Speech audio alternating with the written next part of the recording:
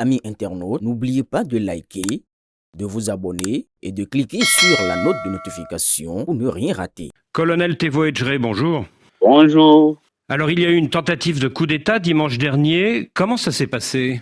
Effectivement, il y a eu tentative de coup d'État le dimanche dernier et tout a commencé à 2h10 où j'ai reçu un appel du général de corps d'armée Bertin Bada, qui est le directeur de cabinet militaire du président de la République, qui m'a alerté qu'il était attaqué à son domicile par des hommes cagoulés. Et là, je lui ai demandé la géolocalisation de sa maison pour pouvoir envoyer des renforts dans sa maison. Mais tout de suite, les choses se sont enchaînées parce que, à la suite du général Bada, le général Abouissa, qui est le chef d'état-major de l'armée de terre, m'a appelé également que lui aussi, il était attaqué. Alors, j'ai compris tout de suite que ça, ce n'était pas un acte d'isolé ou de délinquant, mais que ça pourrait être une tentative d'atteinte à la sécurité d'État. Et en tant que le premier responsable de la sécurité d'État, j'ai fait alerter la garde républicaine et moi-même, je me suis porté au niveau de mon unité pour pouvoir éventuellement défendre la patrie. Et ça n'a pas raté parce que les choses se sont enchaînées telles que vous l'avez remarqué. Et après avoir kidnappé le chef d'état-major de la garde nationale, je précise que la garde nationale est une création récente du chef de l'État pour pouvoir faire face au terrorisme que nous avons actuellement au nord du pays. Donc, après avoir fait ces actes ignobles, ils ont décidé maintenant de s'attaquer aux institutions de la République, notamment à la personnalité du chef de l'État. Et au petit matin, à 5h et quelques, ils ont attaqué le domicile du chef de l'État où, heureusement, moi-même, je m'étais déjà porté pour organiser la défense aussi bien de la résidence que du palais présidentiel. Donc, j'étais présent au domicile du président de la République quand ils ont attaqué et la horde d'assaillants a attaqué le domicile et nous avons organisé la riposte et ils ont été surpris de la riposte et de la détermination de mes hommes et c'est cela qui les a mis en déroute. Alors, je crois que les affrontements ont été violents devant la résidence du chef de l'État. Est-ce que le président et son épouse étaient à l'intérieur de leur résidence? Oui, non seulement je vous confirme que le président et son épouse étaient présents sur les lieux, mais j'ai été agréablement surpris du courage du président de la République qui était collé à moi en tant que chef militaire, était collé à moi pour suivre les combats, et malgré mon insistance à lui demander d'aller s'asseoir, il a tenu à être à mes côtés et à suivre les opérations. Et ça, il a fait de 3h du matin où j'ai mis pied chez lui, toute la journée jusqu'au soir où les opérations ont fini. Il était tout le temps avec moi. Et ces affrontements devant cette résidence, ils ont duré combien de temps? Oui, c'était des affrontements très violents qui ont duré environ 45 minutes parce que les assaillants ont attaqué d'abord avec les engins blindés et nous aussi, nous avions nos engins blindés sur place et c'était un combat farouche. Après, ils ont débarqué et ont utilisé les différentes ruelles menant à la résidence, mais c'est sans savoir que ces ruelles-là étaient bien tenues et ils ont été mis en déroute. Donc, ça a duré environ 45 minutes. Est-ce qu'il y a eu des morts? Oui, je ne peux pas savoir combien de morts il y a eu de leur côté. De notre côté, nous avons eu un seul mort et un blessé. Alors c'est une fois qu'ils ont été repoussés par vos hommes que ces mutins se sont dirigés vers la télévision d'État. Exact. Après avoir échoué dans leur plan de capturer ou d'éliminer le président de la République, ils tenaient quand même à dérouler le plan qu'ils avaient. Donc, ils sont allés à la télévision nationale où ils ont, dans la précipitation, fait passer ce message que vous avez vu. Et pendant qu'ils étaient en train de passer le message, nous, on est passé à la contre-attaque, à la contre-offensive. Donc, quand nous avons détruit l'un de leurs blindés, et là, c'était la débandade. Et c'est de là qu'ils ont, dans la précipitation également, abandonné l'ORTB. Et nous avons, dès lors, avec le soutien, le renfort des unités voisines venant de Ouida et de Dessa Alada, nous avons repris possession de la télévision nationale et les mutins se sont ensuite retranchés sur la base de Togmin, qui est située à 10 km environ du centre-ville de Cotonou. Et alors là, c'est pendant plusieurs heures un face-à-face, non? Entre vous, les loyalistes, et eux, les mutins, sur la base militaire de Togmin. Et à ce moment-là, qu'est-ce que vous décidez? Est-ce que vous faites appel à des amis, notamment venus du Nigeria, c'est ça? Premièrement, dès qu'ils se sont retirés dans cette base, nous avons encerclé la base. Et notre première idée, c'était de monter assaut sur la base, mais au dernier moment, vu que la base se situait en plein milieu d'agglomération et nous étions en pleine journée, il ne fallait pas créer des dommages collatéraux et nous avons décidé de ne pas aller à cet extrême. Et c'est pour cela que, en fin de journée, vers 18 heures, nous avons fait appel à la coopération internationale, à la coopération sous-régionale, sous mandat de la CEDEAO. La partie nigériane nous a répondu favorablement et nous avons procédé plutôt par des frappes ciblées, chirurgicales, pour détruire les engins à l'intérieur qui pouvaient leur permettre de venir attaquer à nouveau, parce qu'ils avaient le plan de venir prendre possession de l'aéroport et autres. Donc il fallait tout de suite finir avec cela. Et quand il y a eu les frappes, déjà, ceux qui étaient dans la base ont pris la clé des champs et la base était vidée. Et puis, c'est après cela que nous avons utilisé les renforts qui nous étaient venus de Ouida et du camp d'Alada pour faire le ratissage. Et ce ratissage a été fait avec également les éléments des forces spéciales françaises qui nous sont venus d'Abidjan et qui ont fini le travail que nous avions si bien commencé. Alors, combien d'avions nigérians sont intervenus ce dimanche après-midi pour neutraliser les mutins? Oui, pour neutraliser les mutins, il y a eu un avion, mais cet avion a été utilisé à plusieurs reprises. L'avion a fait plusieurs tours pour bien achever le travail et de manière efficace parce que quand le ratissage a été fait, il n'y a vraiment pas eu d'habitations environnantes qui ont été atteintes, ni de morts. Voilà. Est-ce que vous avez eu aussi le concours d'un avion d'observation français? Tout à fait. Nous avions eu le concours d'un avion de reconnaissance du côté français qui nous a permis, en fin de journée, de déterminer exactement les positions des mutins et qui nous a renseigné de manière précise sur leurs positions.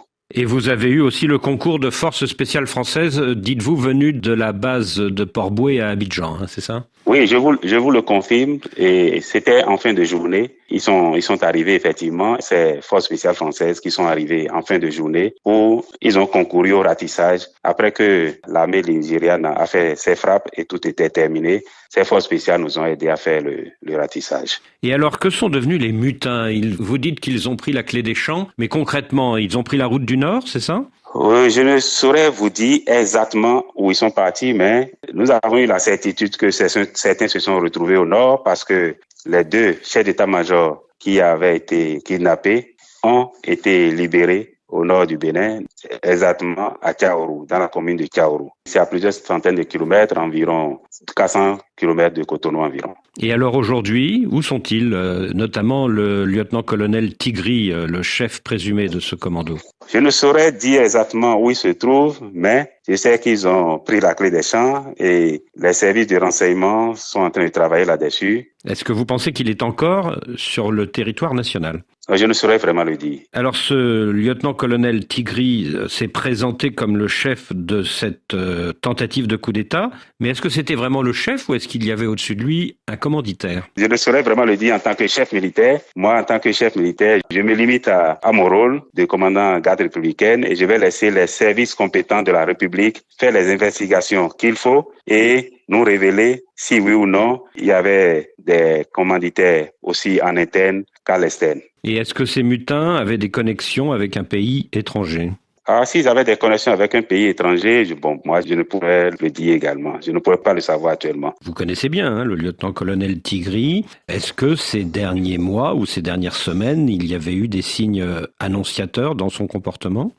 Comme vous le dites, le lieutenant-colonel Tigri, c'est un officier que je connais très bien et qui me connaît très bien. Mais j'avoue que nous n'avons pas vu cela venir et nous n'avons eu aucun signe venant de lui. Je sais qu'il est le commandant des forces spéciales de la garde nationale et jusqu'à présent, il n'a pas montré des signes qui pouvaient nous laisser le soupçonner de quoi que ce soit. Donc ça a été une surprise pour nous. Alors depuis dimanche, on parle beaucoup de l'aide que le Nigeria vous a apportée. On parle aussi évidemment du rôle de la France. Mais est-ce que l'armée béninoise elle-même n'a pas joué un premier rôle très important dès dimanche matin ? Oui, c'est important de le mentionner. Déjà que notre armée, depuis la conférence des forces vives de la nation, a décidé de se retirer dans les casernes et d'être une armée républicaine. Et nous l'avons été jusqu'à présent. Et le dimanche dernier, nous l'avons à nouveau montré. Parce que l'unité qui assure la sécurité du chef de l'État et des institutions de la République, son appellation de garde républicaine n'est pas un hasard. Dans d'autres pays, on parle de garde présidentielle. Donc, le qualificatif républicaine, c'est très important pour nous. Et nous l'avons démontré le dimanche dernier que, quoi qu'en soient les divergences qu'il y a dans le pays, l'armée reste une et indivisible. Donc, cette armée a montré à l'opinion nationale et internationale qu'elle est une armée particulière dans la sous-région et qu'elle reste républicaine. C'est pourquoi cette armée a mis en déroute les assaillants. Si elle était divisée, elle n'aurait pas fait. Nous avons fait le gros du travail toute la journée avant de faire appel à la coopération sous-régionale et internationale pour parachever le travail qui était si bien fait. Quand le colonel Mamadi Doumbouya a pris le pouvoir en Guinée-Conakry il y a 4 ans, il commandait la nouvelle force antiterroriste mise en place à l'époque par le président Alpha Condé. Est-ce que le colonel Tigri n'occupait pas plus ou moins la même position au Bénin jusqu'à dimanche dernier ?